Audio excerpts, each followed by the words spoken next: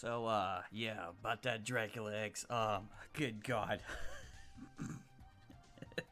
Listen, man, Super Castlevania 4 is one of the greatest freaking video games of all time. And now I know that a lot of the Castlevania barbarian purists were like, oh, that's the easy one where he can just whip wherever the fuck he wants and just do what, he's like a super badass. You need to make it hard again. Super Castlevania 1 was decently hard. It was just easier than that freaking just impossible nightmare freaking Castlevania 3. And so what we've basically come down and tried to just, we're waiting for a new Castlevania because, Castlevania 4 was so freaking great. It was just freaking amazing. It was like super damn great. And then late in the Super Nintendo freaking lifespan, here come this Dracula X. And I'm like, okay, I can't wait to get this shit. And I rented that shit from, I think, Blockbuster. And I'm like, wow, I'm playing this crap. And I'm like, pretty good music, pretty good.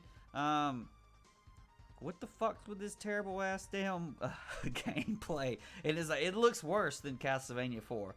And then, at the time you did not know that, there was Rondo of Blood had been released for the PC Engine, which is a TurboGrafx. What I think they did have a CD. I think it even had a CD on it.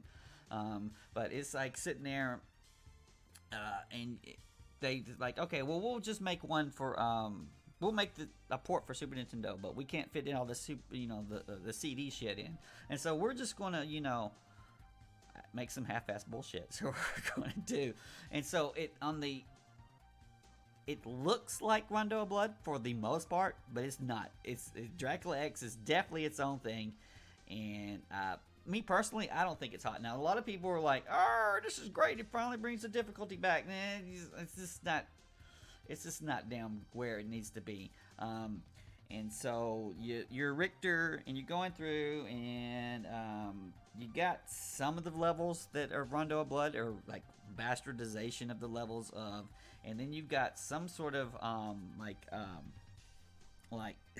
I don't know, selections or options where like, okay, well if you fuck this jump up, you don't actually die, but you'll go to a different part of the game, and now you're on a different bound path. And so you got multiple paths, like Dracula 3 or Castlevania 3.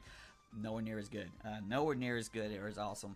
And it feels, some of this stuff feels more like punishment. It's like, okay, well you failed off this pit one time. Now you're on the bad ending path. Well, you know what? I love my bad ending, and I've earned it. This is where I am now. I'm the bad ending guy. And so you're like, fuck it. I'm just gonna play through what I've got. Especially when my guy controls like shit balls, and then like your hit detection is all borked up. And I was still able to just kind of plow through the game. I've played enough hard games these days to just go through it and just relish in misery, figure out where immediately, like, be able to observe when stupid crap isn't working right, and just kind of cheeseball this damn game as much as you can.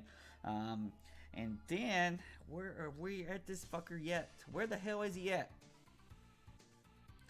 Just zoom all the way the fuck. There we go. I know he's right here.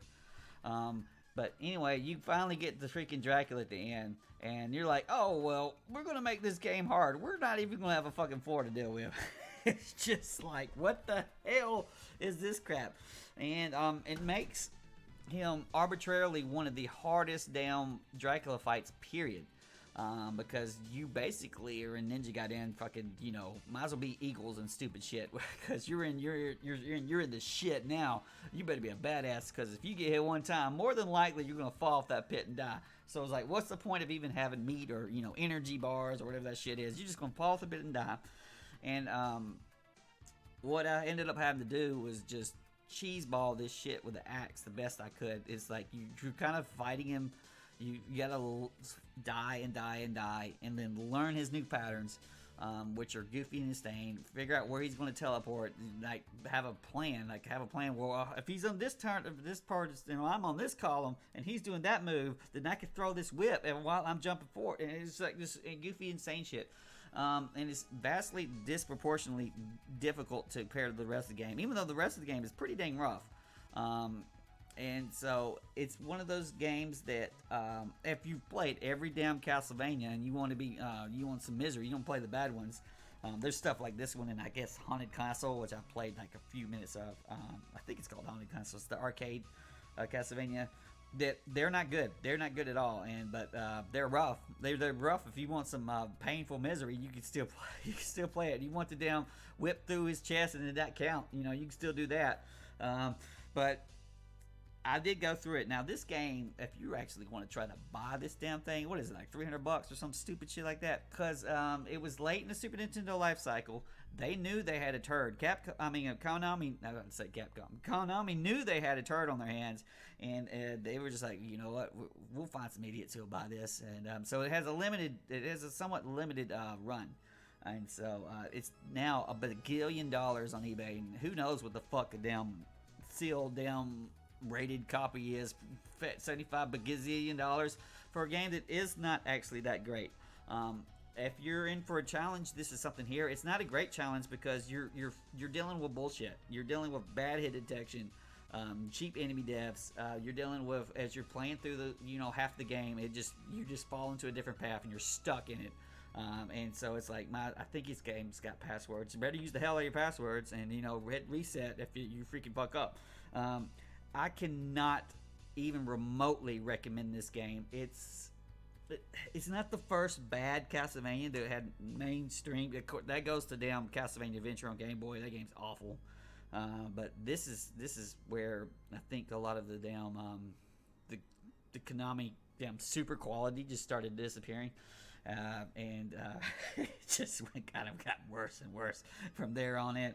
But I'm hating on this turd, but it still was decently fun. And after you play through all 1 and 2 and 3 and 4 and freaking Symphony of the Night and stuff and all of the little DS ones, you still need some more Castlevania murder action. This is it. This is rough. This is rough as hell. So Castlevania Dracula X, no pause from Big Kitty. She liked freaking Super Castlevania 4 way a lot better. This feels like a humongous, massive downgrade. Humongous downgrade. Brian's like, what the fuck's with this terrible gameplay and these terrible controls? And like, why is my dude like whipping through shit and not hitting nothing? So screw this damn game. All paws down. If you want some misery, this is it. Have a bit of fun enjoying it. Still great soundtrack. They still got the soundtrack. It's freaking awesome, this game. But there he goes. And then, you're supposed to officially play the official, make sure you play the legal copy. So you need to go out there and pay $700 for a disc, a freaking, card of this shit. So that you could get your ass kicked. But, have fun, like and subscribe and all that shit.